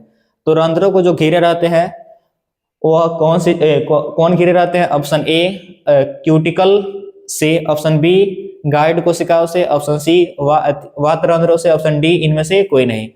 तो इसका जो 77 का जो राइट आंसर होगा वह होगा ऑप्शन नंबर बी, गार्ड कोशिकाओं से होता है। रंध्र जो होता है घिरा होता है। रंध्र का दरवाजा खोलने और बंद करने में जो मदद करता है वह गार्ड कोशिका करती है, रक्षक कोशिका कहते हैं। गार्ड कोशिका या रक्षक कोशिका। तो राइट आंसर हो जाएगा आपका ऑप्शन नंबर बी। अगले क्वेश्चन की तरफ चलते हैं। अगला क्वेश्चन है आपका, कौन सी गैस श्वसन क्रिया में मुक्त होती है? श्वसन क्रिया के बाद में कौन सी गैस मुक्ति है? Option A oxygen, option B CO2, option C NO2, option D CO2। तो राइट आंसर हो जाएगा आपका ऑप्शन नंबर डी। श्वसन क्रिया में जो होती है वो कार्बन डाइऑक्साइड मुक्त होती है। तो राइट आंसर हो जाएगा आपका ऑप्शन नंबर डी। अगले क्वेश्चन की तरफ चलते हैं। ग्लूकोज के पूर्ण ऑक्सीकरण से क्या मुक्त होता है? तो ग्लूकोज का जब पूर्ण ऑक्सीकरण होता है तो उससे CO2 भी मुक्त होता है, उससे ऊर्जा भी मुक्त होती है, उससे H2 यानी जल भी मुक्त होता है। तो राइट आंसर हो जाएगा आपका ऑप्शन नंबर डी। अगले क्वेश्चन की तरफ चलते हैं। थोड़ा सा टाइपिंग मिस्टेक हो गया था। अगला क्वेश्चन है आपका, ATP का विस्तारित रूप क्या है? तो ATP का जो फुल फॉर्म होता है एडिनोसाइन ट्राइफॉस्फेट होता है, जो कि लिखा हुआ है आपके ऑप्शन नंबर सी में। तो राइट आंसर हो जाएगा आपके option number C, adenosine triphosphate ATP का फुल फॉर्म। अगला क्वेश्चन है आपका, निम्नलिखित में से कौन सी बीमारी श्वसन तंत्र से संबंधित है? Option A diarrhoea, option B TB, option C pneumonia, option D B और सी दोनों। तो इसका जो राइट आंसर होगा वह होगा ऑप्शन नंबर बी। TB जो है वह श्वसन तंत्र से संबंधित बीमारी है। अगले क्वेश्चन की तरफ चलते हैं। अगला क्वेश्चन है आपका 82 नंबर क्वेश्चन, मनुष्य में नासिका छिद्र, लैरिक्स, ट्रेकिया तथा फेफड़ा मिलकर बनाता है। यह 2024 में पूछा गया क्वेश्चन है। तो नासिका छिद्र और लैरिक्स और ट्रैकिया तथा फेफड़ा मिलकर बनाती है श्वसन तंत्रिका। तो राइट आंसर हो जाएगा आपका ऑप्शन नंबर डी। अगले क्वेश्चन की तरफ चलते हैं। कोशिकीय ईंधन निम्न में से कौन है? कोशिकीय ईंधन जिसे कहा जाता है वह कौन है? Option A protein, option B glucose, option number C वसा, ऑप्शन डी इनमें से कोई नहीं। तो कोशिकीय ईंधन के रूप में जो होती है वह ग्लूकोज कार्य करती है। तो 83 का जो राइट आंसर हो जाएगा वह आपका ऑप्शन नंबर बी होगा। अगले क्वेश्चन की तरफ चलिए।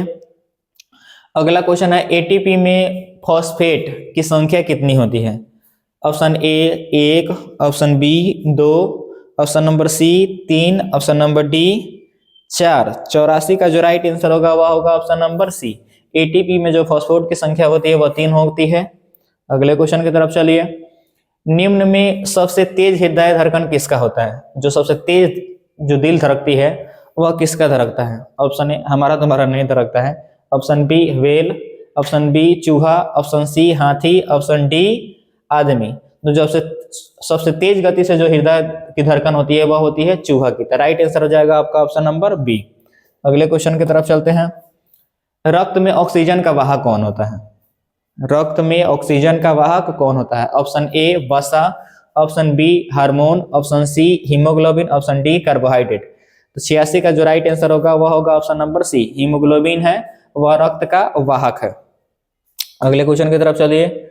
बाहरी वातावरण से कोशिका में ऑक्सीजन का स्थानांतरण और कार्बन डाइऑक्साइड को हटाना कहलाता है। बाहरी वातावरण से ऑक्सीजन को अंदर लेना, सांस लिए, उसके बाद में कार्बन डाइऑक्साइड को बाहर छोड़ना, सांस छोड़ दिए, तो सांस लेने और छोड़ने की क्रिया जो कहलाती है वह श्वासोच्छ्वास कहलाती है। तो राइट आंसर हो जाएगा आपका ऑप्शन नंबर ए। श्वासोच्छ्वास है जिसमें बाहरी वातावरण से हम ऑक्सीजन को लेते हैं और आंतरिक कार्बन डाइऑक्साइड को बाहर छोड़ते हैं। अगले क्वेश्चन की तरफ चलते हैं। अगला क्वेश्चन है आपका 88 नंबर क्वेश्चन। मानव हृदय का औसतन प्रकुंचन दाब लगभग कितना होता है? प्रकुंचन दाब कितना होता है? प्रकुंचन दाब का है तो आपका सिस्टोलिक प्रेशर। कौन सा प्रेशर? सिस्टोलिक प्रेशर जो होता है वह 120 mmHg होता है। तो 88 का जो राइट आंसर हो जाएगा वह ऑप्शन नंबर ए होगा। जो सामान्य मनुष्य का रक्तचाप होता है, रक्तचाप यानी ब्लड प्रेशर जिसको कहते हैं शॉर्टकट में बीपी, बुढ़ाऊ से बीपी हमेशा अपना नपाते रहता है। बीपी जो होता है वह होता है 120/80। वह सामान्य मनुष्य का रक्तचाप यानी बीपी है, ब्लड प्रेशर 120/80, जिसमें सिस्टोलिक प्रेशर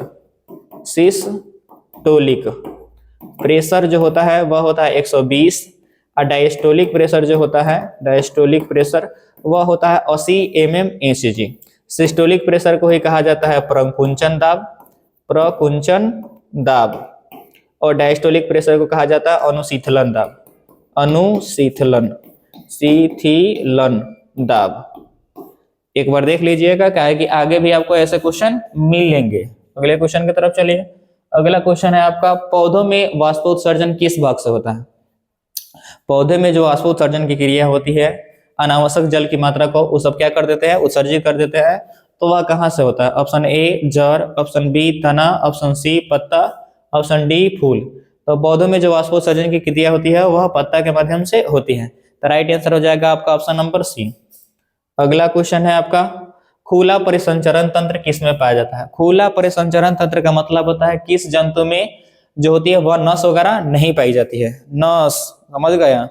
ऑप्शन ए मनुष्य में, ऑप्शन बी तिलचट्टा में, ऑप्शन सी घोड़ा में, ऑप्शन डी ऊंट में।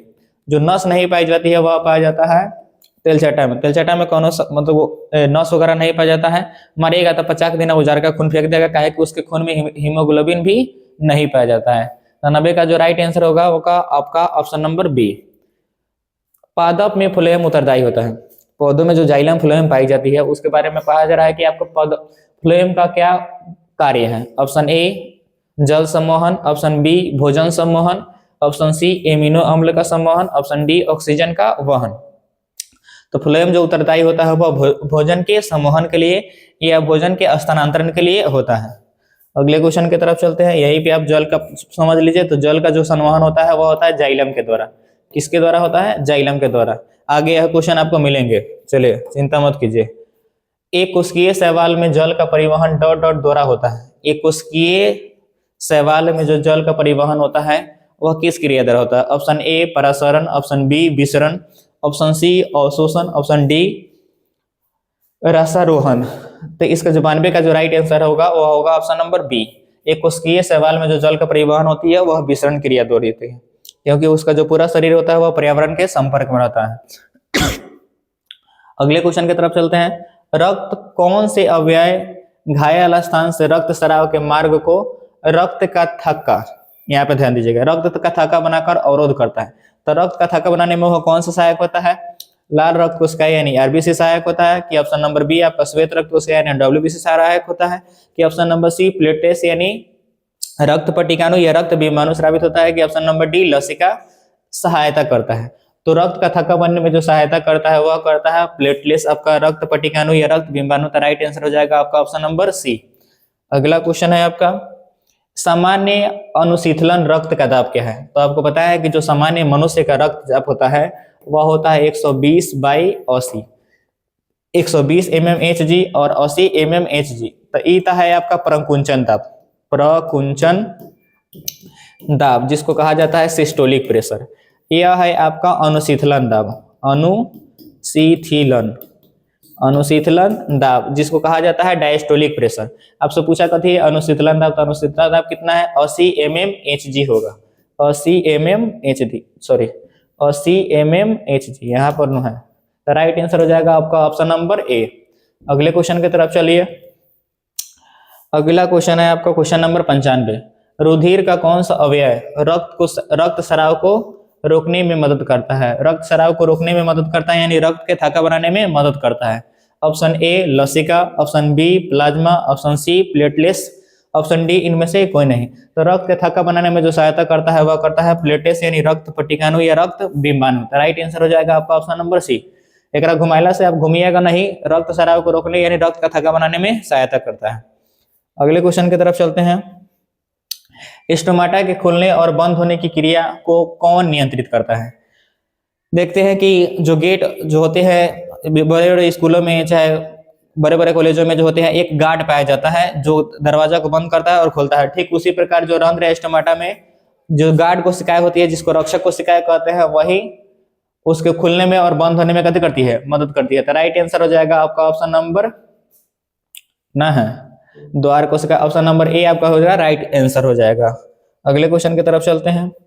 फ्लोएम ऊतकों द्वारा कार्बोहाइड्रेट का परिवहन होता है। फ्लोएम ऊतकों द्वारा कार्बोहाइड्रेट का जो परिवहन होता है वह कैसे होता है? ऑप्शन ए ग्लूकोज के रूप में, ऑप्शन नंबर बी फ्रैक्टोज के रूप में, ऑप्शन सी लैक्टोज के रूप में, ऑप्शन नंबर डी सुक्रोज के रूप में। तो 97 का जो ऑप्शन आपका राइट आंसर होगा वह होगा ऑप्शन नंबर डी। फ्लोएम द्वारा जो कार्बोहाइड्रेट का परिवहन होता है वह होता है सुक्रोज के रूप में। अगले क्वेश्चन की तरफ चलते हैं। अगला क्वेश्चन है आपका 98 नंबर क्वेश्चन। रक्त क्या है? ऑप्शन ए उत्तक, ऑप्शन बी कोशिका, ऑप्शन सी पदार्थ, ऑप्शन नंबर डी इनमें से कोई नहीं। तो जो रक्त है वह एक प्रकार के उत्तक है जिसे कहा जाता है तरल संयोजी उत्तक। रक्त जो है आपका तरल संयोजी उत्तक है, तरल संयोजी उत्तक। डायरेक्ट हम क्या मार देंगे? उत्तक। राइट आंसर हो जाएगा आपका ऑप्शन नंबर ए। अगला क्वेश्चन है आपका चालनी नलिकाएं कहाँ पाई जाती है? ऑप्शन ए जंतुओं में, ऑप्शन बी जाइलम में, ऑप्शन सी फ्लोएम में, ऑप्शन डी एक कोशिकीय पौधों में। जो चालनी नलिकाएं पाई जाती है वह फ्लोएम में पाई जाती है। जाइलम और फ्लोएम मिलकर ही सम्मोहन तंत्र क्या सम्मोहन उत्तक का निर्माण करती है पेड़ पौधों में। अगला क्वेश्चन क्या है आपका? अगला क्वेश्चन है आरबीसी की जीवन अवधि कितनी होती है? आरबीसी का जो जीवन काल होता है वह कितना होता है? ऑप्शन ए 120 दिन, ऑप्शन बी 180 दिन, ऑप्शन सी 80 दिन या डी 220 दिन।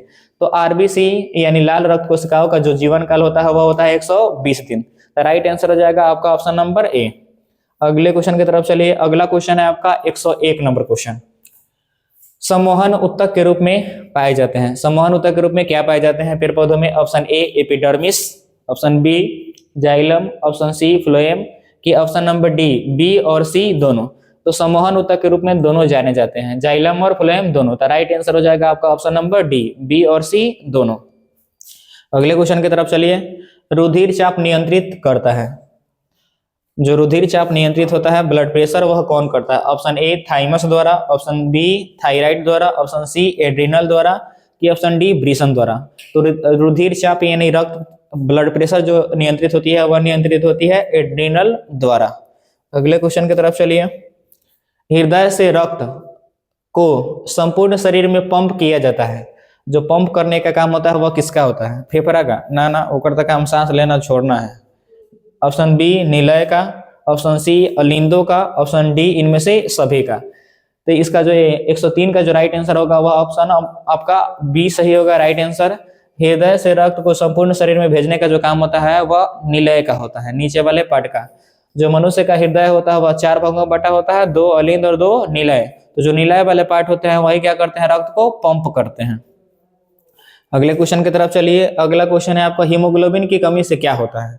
हीमोग्लोबिन जो लाल रक्त कोशिकाओं में पाया जाता है आरबीसी में, उसकी कमी से क्या होता है? Option A anaemia, option B मधुमेह, ऑप्शन सी पीलिया, ऑप्शन डी डायरिया। तो हीमोग्लोबिन की कमी से जो होता है वह एनीमिया रोग होता है। तो राइट आंसर हो जाएगा आपका ऑप्शन नंबर ए। देखो कोनो बी ना समझ ले, ऑप्शन नंबर ए राइट आंसर हो जाएगा आपका। अगले क्वेश्चन की तरफ चलिए। मनुष्य में श्वेत रक्त कोशिकाओं की जीवन अवधि कितनी होती है? जो डब्ल्यूबीसी पाए जाते हैं जिनकी संख्या लगभग 10,000 होती है। कितनी? लगभग 10,000 डब्ल्यूबीसी। तो उनका जीवन काल कितना होता है? ऑप्शन ए 12 से 20 दिन, ऑप्शन बी 20 से 30 दिन, ऑप्शन सी 2 से 3 महीना, ऑप्शन डी 4 महीना। तो डब्ल्यूबीसी का जो जीवन काल होता है श्वेत रक्त कोशिकाओं का वह होता है लगभग 12 से 20 दिन। तो राइट आंसर हो जाएगा आपका ऑप्शन नंबर ए। अगले क्वेश्चन की तरफ चलते हैं। किस जीव में हीमोग्लोबिन नहीं होता है?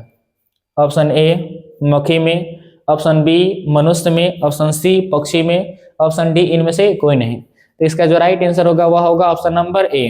मक्खी में जो होता है वह हीमोग्लोबिन नहीं पाया जाता है। तो इसको भी मारिएगा तो 50 दवर उजार का खून फेंकता है। उजार का खून मतलब इसके खून में हीमोग्लोबिन आपको नहीं मिलेगा, सफेद कलर की होती है।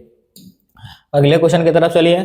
मानव हृदय घिरा होता है, जो मानव हृदय जिस झिल्ली से घिरा होता है उस झिल्ली का आपके बारे में पूछा जा रहा है। ऑप्शन ए पेरिकार्डियम झिल्ली से, ऑप्शन नंबर बी जाइलम से, ऑप्शन नंबर सी फ्लोएम से, ऑप्शन नंबर डी प्लाज्मा से। तो 107 का जो राइट आंसर होगा वह होगा ऑप्शन नंबर ए। जो आपका हृदय होता है, मनुष्य का हृदय होता है वह पेरिकार्डियम झिल्ली से घिरा होता है, जो उसे बाहरी आघातों और चोटों से रक्षा करती है। अगले क्वेश्चन की तरफ चलते हैं।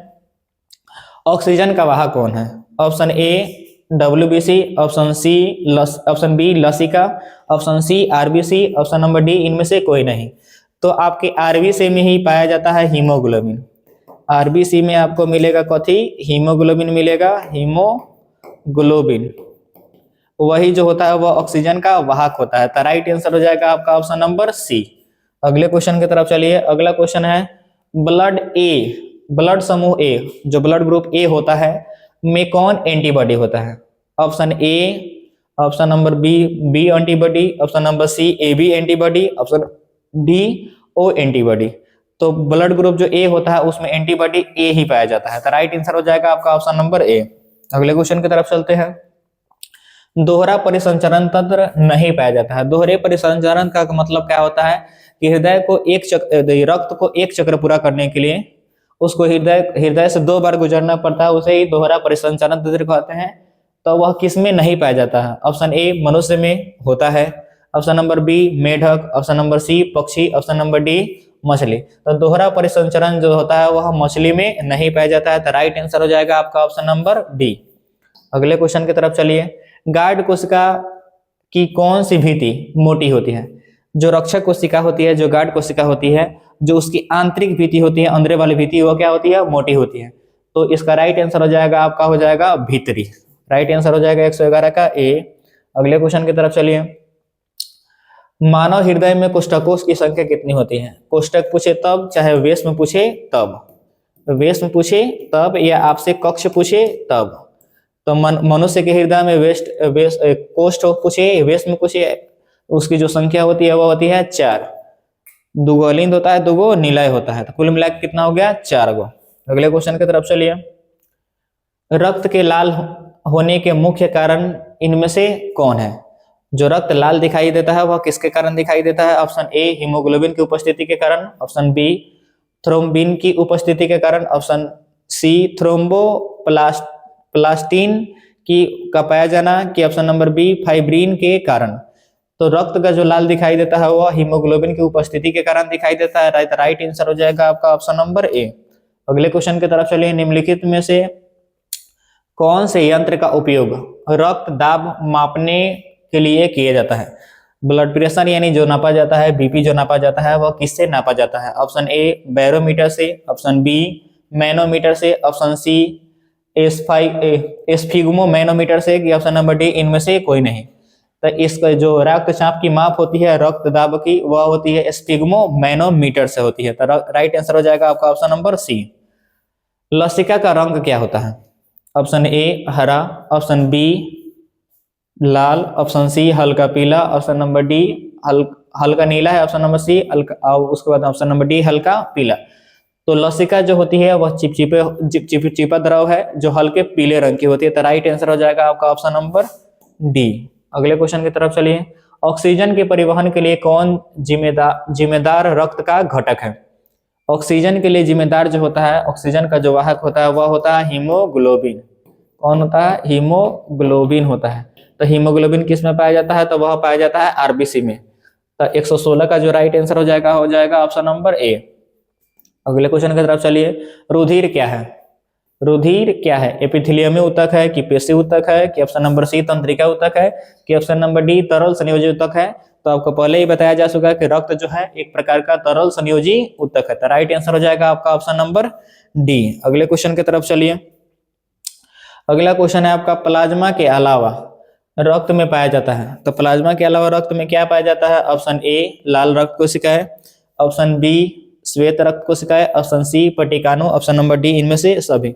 तो लसिका के प्लाज्मा के अलावा रक्त में ये सभी पाए जाते हैं। आरबीसी भी पाया जाता है, डब्ल्यूबीसी पाया जाता है, और रक्त पटिकानु जिसे प्लेटलेट्स कहते हैं वो भी पाया जाता है। तो 118 का राइट आंसर हो जाएगा आपका ऑप्शन नंबर डी। अगले क्वेश्चन की तरफ चलिए। आपका आंसर अब अगला क्वेश्चन है आपका 119। लाल रक्त कोशिका रक्त का थक्का बनाने में कौन सहायक होता है? ऑप्शन ए लाल रक्त कोशिकाएं, ऑप्शन नंबर बी श्वेत रक्त कोशिकाएं, ऑप्शन नंबर सी रक्त बिंबाणु, ऑप्शन नंबर डी इनमें से कोई नहीं। तो रक्त बिंबाणु या प्लेटलेट्स जो होता है वह रक्त के थक्का बनाने में सहायक होता है। तो 119 का जो राइट आंसर हो जाएगा वो हो जाएगा आपका ऑप्शन नंबर सी। अगले क्वेश्चन की तरफ चलिए। अगला क्वेश्चन है आपका 120वां क्वेश्चन। पादप में जाइलम उत्तरदायी होता है। तो बताया जा चुका है आपको कि पादप में जो जाइलम उत्तरदायी होता है वह जल के परिवहन के लिए होता है। तो राइट आंसर हो जाएगा आपका ऑप्शन नंबर ए। अगले क्वेश्चन की तरफ चलिए। अगला क्वेश्चन है आपका 121 नंबर क्वेश्चन। पौधे के वायवीय भागों से जल का स्टोमाटा द्वारा वाष्प के रूप में निष्कासन क्या कहलाता है? तो पौधे के वायवीय भागों से जल का वाष्प के रूप में उत्सर्जन ही क्या कहलाता है? वाष्प उत्सर्जन कहलाता है, जो कि आपके ऑप्शन नंबर बी में है। तो राइट आंसर हो जाएगा आपका ऑप्शन नंबर बी। चलिए अगले क्वेश्चन की तरफ चलिए। खुला परिसंचरण तंत्र पाया जाता है। खुला परिसंचरण तंत्र का मतलब उसमें जो होगा नस वगैरह नहीं होगा, नस में रक्त प्रवाहित नहीं होगा, ऐसा ही थोके रहता है। तो ऑप्शन ए कबूतर में, ऑप्शन बी तितली में, ऑप्शन सी मनुष्य में, ऑप्शन नंबर डी बिल्ली में। जो खुला परिसंचरण तंत्र पाया जाता है वह पाया जाता है तितली में। तो राइट आंसर हो जाएगा आपका ऑप्शन नंबर बी। अगले क्वेश्चन की तरफ चलिए। स्वस्थ व्यक्ति का सिस्टोलिक प्रेशर सिस्टोलिक रक्तचाप कितना होता है? सिस्टोलिक रक्तचाप। चलिए डायस्टोलिक प्रेशर होता है कथी? सिस्टोलिक प्रेशर बटा डायस्टोलिक प्रेशर। ये वाला सिस्टोलिक प्रेशर, ये वाला होगा आपका डायस्टोलिक प्रेशर। तो सिस्टोलिक प्रेशर कितना है भैया? 120 mmHg। तो ऑप्शन नंबर बी में होगा आपका 120 mmHg। तो राइट आंसर हो जाएगा आपका ऑप्शन नंबर बी। अगले क्वेश्चन की तरफ चलिए। कौन सा रक्त समूह यूनिवर्सल डोनर है के रूप में जाना जाता है? यूनिवर्सल डोनर का मतलब कौनों ब्लड ग्रुप वाला को अपना रक्त दे सकता है। ऑप्शन ए ग्रुप वाला, ऑप्शन बी ग्रुप का, ऑप्शन सी ओ ग्रुप का, option number D A B group का। तो ओ ग्रुप का जो रक्त वाले लोग होते हैं वह किसी को अपना रक्त दे सकते हैं, वह यूनिवर्सल डोनर के रूप में जाने जाते हैं। तो राइट आंसर हो जाएगा आपका ऑप्शन नंबर सी। अगले क्वेश्चन की तरफ चलिए। मूल रोमों के द्वारा जल का अवशोषण किस विधि द्वारा होता है? तो मूल रोमों द्वारा जो जल का अवशोषण होता है किस विधि द्वारा होता है? ऑप्शन ए स्थानांतरण द्वारा, ऑप्शन बी विसरण द्वारा, ऑप्शन सी परासरण द्वारा, कि ऑप्शन नंबर डी ए और बी दोनों के द्वारा। तो मूल रोमों में तो जल का अवशोषण होता है वह परासरण क्रिया के द्वारा होती है। तो राइट आंसर हो जाएगा आपका ऑप्शन नंबर सी।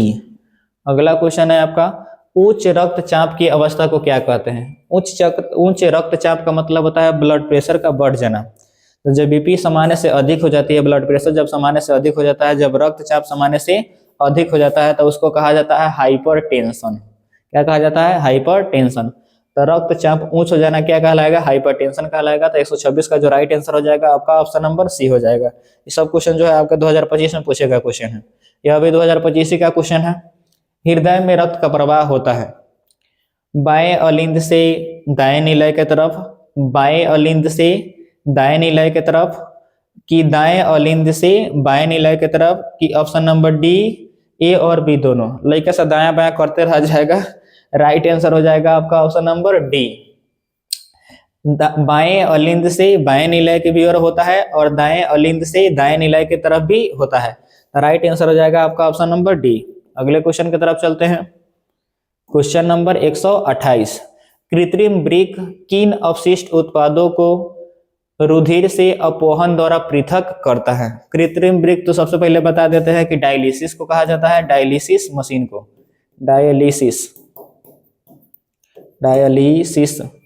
मशीन को कृत्रिम वृक्क कहा जाता है। वह किन अवशिष्ट उत्पादों को अलग करती है रुधिर से? Option A nitrogen, option B carbon, option C oxygen, के ऑप्शन नंबर डी इनमें से सभी को। तो वह जो अलग करती है वह नाइट्रोजन को अलग करती है। नाइट्रोजनी विकारों को कृत्रिम वृक्क जो होती है वह रक्त से क्या करती है? अलग करती है। अगले क्वेश्चन की तरफ चलिए। अगला क्वेश्चन है आपका, मनुष्य में वृक्क एक तंत्र का भाग है जो संबंधित है। तो वृक्क का संबंध किससे है? ऑप्शन ए पोषण से, ऑप्शन बी श्वसन से, ऑप्शन सी उत्सर्जन से, कि ऑप्शन नंबर डी परिवहन से। जो वृक्क का संबंध है वह है उत्सर्जन से। तो राइट आंसर हो जाएगा आपका ऑप्शन नंबर सी। अगले क्वेश्चन की तरफ चलिए। मानव में डायलिसिस थैली क्या है? डायलिसिस थैली क्या है? चलिए option number A nephron, option B neuron, option C mitochondria, कि ऑप्शन नंबर डी इनमें से कोई नहीं। जो डायलिसिस थैली है उसको कहा जाता है वृक्क नलिका या नेफ्रॉन, वृक्क नलिका या नेफ्रॉन। तो राइट आंसर हो जाएगा आपका ऑप्शन नंबर ए। अगला क्वेश्चन है आपका 131वां क्वेश्चन, मानव का प्रमुख उत्सर्जी अंग निम्नलिखित में से कौन है? तो मनुष्य का जो प्रमुख उत्सर्जी अंग है वह है आपका वृक्क या किडनी। वृक्क या किडनी जिसकी संख्या कितनी होती है? वह 2 होती है। इसका जो आकार होता है, इसकी संख्या आपको बता दें, वृक्क या किडनी की संख्या 2 होती है। इसका जो आकार होता है वह सेम के बीज के आकार का होता है। इसको भी याद रखिएगा, काहे कि आगे क्वेश्चन आपको मिलेगा। सेम के बीज के आकार का, ए भैया मटका जाओ, सेम के बीज के आकार का होगा। चलिए इसको ध्यान में रखिएगा, काहे कि आगे क्वेश्चन आपको मिलेगा। अगला क्वेश्चन है आपका, मनुष्य में वृक्क निम्नलिखित में से किससे संबंधित है? ये क्वेश्चन फिर दोहरा दिया। ऑप्शन ए पोषण से संबंधित है, कि ऑप्शन बी श्वसन से संबंधित है, कि ऑप्शन सी परिवहन से संबंधित है, कि ऑप्शन डी उत्सर्जन से संबंधित है। तो मनुष्य में जो वृक्क का संबंध है वह है उत्सर्जन से। तो राइट आंसर हो जाएगा आपका ऑप्शन नंबर डी। अगले क्वेश्चन के चलिए, प्रोटोजोआ अवशिष्ट पदार्थों का निष्कासन कैसे करता है? प्रोटोजोआ जो है अवशिष्ट पदार्थों का निष्कासन कैसे करता है? ऑप्शन ए विसरण के द्वारा, ऑप्शन बी परासरण के द्वारा, कि ऑप्शन नंबर सी अवशोषण के द्वारा, कि ऑप्शन नंबर डी निष्कासन के द्वारा। तो प्रोटोजोआ अपने अवशिष्ट पदार्थों का निष्कासन जो करता है वह विसरण क्रिया द्वारा करता है। अधिकांश कोशिकीय जीवों में जो उत्सर्जन की क्रिया होती है वह विसरण के द्वारा ही क्या होती है? संपन्न होती है। अगले क्वेश्चन की तरफ चलिए, वृक्क किस जैव प्रक्रम का हिस्सा है? जैव प्रक्रम में बहुत सारी क्रिया आती है, जैसे पोषण आता है, श्वसन आता है, उत्सर्जन आता है, परिवहन आता है। तो उसमें जो वृक्क होता है वह किसका हिस्सा है? ऑप्शन ए उत्सर्जन का, कि ऑप्शन बी श्वसन का, कि ऑप्शन सी पोषण का, कि डी ऑप्शन नंबर आपका डी जो है परिवहन का। तो वृक्क का जो संबंध है वह उत्सर्जन से है। तो राइट आंसर हो जाएगा आपका ऑप्शन नंबर ए। अगले क्वेश्चन की तरफ चलिए, मानव गुर्दे का आकार क्या होता है? गुर्दा मतलब वृक्क या किडनी, पगलाइएगा नहीं, वृक्क या किडनी। ससुरा सीधा पूछ लेता बिहार बोर्ड वाला कि वृक्क का आकार कैसा होता है, लड़के सब मार देता सेम के बीज के आकार का। गुर्दा पूछ रहा है घुमाने के लिए, तो तोने के घूम जाएगा? नहीं, घूमना नहीं है, क्वेश्चन को घुमा देना है। भले क्वेश्चन कितना भी घुमा के पूछे, आंसर सटीक जाना चाहिए। सेम के बीज के आकार का होता है गुर्दे का आकार या वृक्क या किडनी का आकार। अगले क्वेश्चन की तरफ चलिए, लैक्टोज सामान्यतः कहाँ पाया जाता है? लैक्टस जो दूधिया जो तरल पदार्थ निकलता है पेड़ पौधों के पत्तियों को तोड़ने पर, वह किसमें पाया जाता है? ऑप्शन ए पीपल में, कि ऑप्शन बी पीनट पेड़ में, कि ऑप्शन नंबर सी बरगद में, कि ऑप्शन नंबर डी इनमें से सभी में। जो लैक्टिकस पाए जाते हैं वह सभी में पाए जाते हैं, तो राइट आंसर हो जाएगा आपका ऑप्शन नंबर डी। अगले क्वेश्चन की तरफ चलिए। मानव मूत्र में यूरिया की प्रतिशत मात्रा कितनी होती है? तो मानव मूत्र में जो यूरिया होता है वह 96% होता है। आपका पहले चलिए देख लीजिए, मानव मूत्र में प्रतिशत जो होती है वो 96% आपका जल होता है, 2% यूरिया होता है, तथा शेष 2% जो होते हैं वो अन्य कार्बनिक एवं अकार्बनिक पदार्थ होते हैं। तो अन्य पदार्थ हम क्या कर सकते हैं, ले सकते हैं। मूत्र में 96% जल, 2% यूरिया और 2% अन्य पदार्थ। आपसे पूछा क्या था? तो यूरिया पूछा था कितना प्रतिशत? 2%। तो राइट आंसर हो जाएगा आपका ऑप्शन नंबर सी। अगला क्वेश्चन है आपका 138 नंबर क्वेश्चन। निम्नलिखित में से कौन हेटेरोक्राइन ग्रंथि है? ऑप्शन ए पिट्यूटरी ग्रंथि, ऑप्शन बी यकृत ग्रंथि, ऑप्शन सी ब्रिसन, ऑप्शन नंबर डी थायराइड ग्रंथि। तो हेटेरोक्राइन का जो संबंध है 138 नंबर क्वेश्चन, उसका संबंध है ब्रिसन से। आपका किससे है? ब्रिसन से। तो 138 का जो राइट आंसर हो जाएगा, हेटेरोक्राइन का जो संबंधित ग्रंथि है वह किससे है? ब्रिसन से। तो राइट आंसर हो जाएगा आपका ऑप्शन नंबर सी। अगले क्वेश्चन की तरफ चलिए। गुर्दे में उत्पादित मूत्र अस्थायी तौर पर संग्रहित होता है। जो गुर्दे में उत्पादित मूत्र होते हैं वह अस्थायी तौर पर कहाँ संग्रहित रहते हैं? ऑप्शन ए मूत्र मार्ग में, ऑप्शन बी मूत्र वाहिनी में, ऑप्शन सी शुक्राणु होना चाहिए बउआ, शुक्राणु में, ऑप्शन नंबर डी मूत्राशय में। जो मूत्र अस्थायी तौर पर जो संचित रहता है वह मूत्राशय में रहता है। तो राइट आंसर हो जाएगा आपका ऑप्शन नंबर डी। चलिए अगले क्वेश्चन की तरफ चलिए आप। डायलिसिस मशीन द्वारा रक्त का शुद्धिकरण की प्रक्रिया क्या कहलाती है? तो डायलिसिस मशीन द्वारा रक्त के शुद्धिकरण की जो प्रक्रिया कहलाएगी, option A dialysate, option B dialyser, option C cellophane, की ऑप्शन नंबर डी हीमोडायलिसिस। तो डायलिसिस मशीन के द्वारा रक्त का शुद्धिकरण की प्रक्रिया हीमोडायलिसिस कहलाती है। तो राइट आंसर हो जाएगा आपका ऑप्शन नंबर डी। अगले क्वेश्चन की तरफ चलिए। पौधों में उत्सर्जी पदार्थ क्या है? पौधों का उत्सर्जी पदार्थ क्या है? ऑप्शन ए गोंद, option B tannin, option C resin, की ऑप्शन नंबर डी इनमें से सभी। तो जो पौधों का उत्सर्जी पदार्थ है यह सभी क्या है? पौधों का उत्सर्जी पदार्थ है। राइट आंसर हो जाएगा आपका ऑप्शन नंबर डी। ब्रिक सहायता प्रदान करता है कथी में? ऑप्शन ए शोषण में, कि ऑप्शन बी जनन में, कि ऑप्शन नंबर सी उत्सर्जन में, कि ऑप्शन नंबर डी पाचन में। तो ब्रिक जो सहायता प्रदान करते हैं वह उत्सर्जन में प्रदान करते हैं। तो राइट आंसर हो जाएगा आपका ऑप्शन नंबर सी। निम्नलिखित में से कौन मनुष्य का एक उत्सर्जी अंग नहीं है? जो उत्सर्जन क्रिया में भाग नहीं लेता है। फेफड़ा भाग लेता है, कहा कि फेफड़ा क्या छोड़ता है? कार्बन डाइऑक्साइड बाहर निकलता है, तो वह भी आपका क्या है? उत्सर्जी पदार्थ ही है। तो ये तो भैया आपका हो जाएगा। चलिए ब्रिक वो तो बहुत बार का उत्सर्जी अंग है, तो बी भी आपका सही होगा। अग्न्याशय, ऑप्शन नंबर है आपका सी अग्न्याशय, ऑप्शन नंबर डी त्वचा। त्वचा से भी पसीना निकलता है, तो यह भी आपका उत्सर्जी पदार्थ उत्सर्जी अंग हो जाएगा। यह भी आपका उत्सर्जी अंग होगा, तो उत्सर्जी अंग नहीं है। तो कौन नहीं है? अग्न्याशय आपका उत्सर्जी अंग नहीं है। चलिए अगले क्वेश्चन की तरफ चलिए। निम्नलिखित में से कौन ब्रिक की संरचनात्मक एवं क्रियात्मक इकाई है? तो ब्रिक की संरचनात्मक एवं क्रियात्मक इकाई जो कहलाती है वह ब्रिक नलिका या नेफ्रॉन कहलाती है। क्या कह सकते हैं? ब्रिक नलिका या नेफ्रॉन। तो राइट आंसर हो जाएगा आपका option number B. Question number आपका 146 है। सजीव जीवधारियों द्वारा किस प्रकार के नाइट्रोजनी पदार्थ का उत्सर्जन होता है?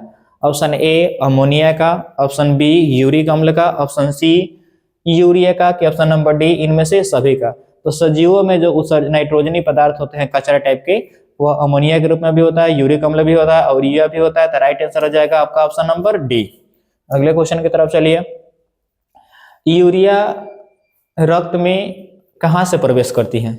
ऑप्शन ए ब्रिक से, ऑप्शन सी फेफड़ा से, ऑप्शन सी यकृत से, कि ऑप्शन नंबर डी इनमें से कोई नहीं। 147 का जो राइट आंसर होगा वह होगा ऑप्शन नंबर सी। यूरिया जो प्रवेश करती है रक्त में वह प्रवेश करती है यकृत से। अगले क्वेश्चन की तरफ चलिए। ग्लूकोज का पुनर्अवशोषण कहाँ होता है? ऑप्शन ए पीसीटी में, ऑप्शन बी डीसीटी में, ऑप्शन सी हेलने लूप में, कि ऑप्शन नंबर डी इनमें से कोई नहीं। तो ग्लूकोज का जो पुनर्अवशोषण होता है वह होता है PCT में। चलिए अगले क्वेश्चन की तरफ चलिए। विभिन्न क्रियाओं के फलस्वरूप बने हानिकारक पदार्थों को शरीर से बाहर निकालने के तंत्र को क्या कहते हैं? तो अनावश्यक पदार्थ जो होते हैं, वो हानिकारक पदार्थ जो होते हैं, उनको शरीर से बाहर निकालने वाले जो तंत्र होते हैं उनका नाम होता है उत्सर्जन तंत्र। तो राइट आंसर हो जाएगा आपका ऑप्शन नंबर सी। चलिए अगला क्वेश्चन है, बबूल के पौधे में मुख्यतः कौन सा उत्सर्जी पदार्थ निकलता है? Option A resin, option B tannin, option C लैक्टिकस, ऑप्शन नंबर डी गोंद। तो बबूल के पौधों से जो निकलता है वह गोंद निकलता है, जिसका उपयोग हम लोग करते हैं। चलिए अब जितने भी क्वेश्चन थे चैप्टर 1 के जय प्रकर्म से बायोलॉजी के 2011 से 2025 तक पूछे गए प्रीवियस ईयर के, वे सब आपको कंप्लीट करा दिए गए। उम्मीद करते हैं कि वीडियो अच्छी लगी होगी। अगर वीडियो अच्छी लगी हो तो लाइक शेयर और सब्सक्राइब जरूर करें, साथ ही साथ अपने दोस्तों के पास शेयर जरूर करें, तभी आपका साथ हमको मिलेगा और हम और भी वीडियो बना पाएंगे। चलिए धन्यवाद।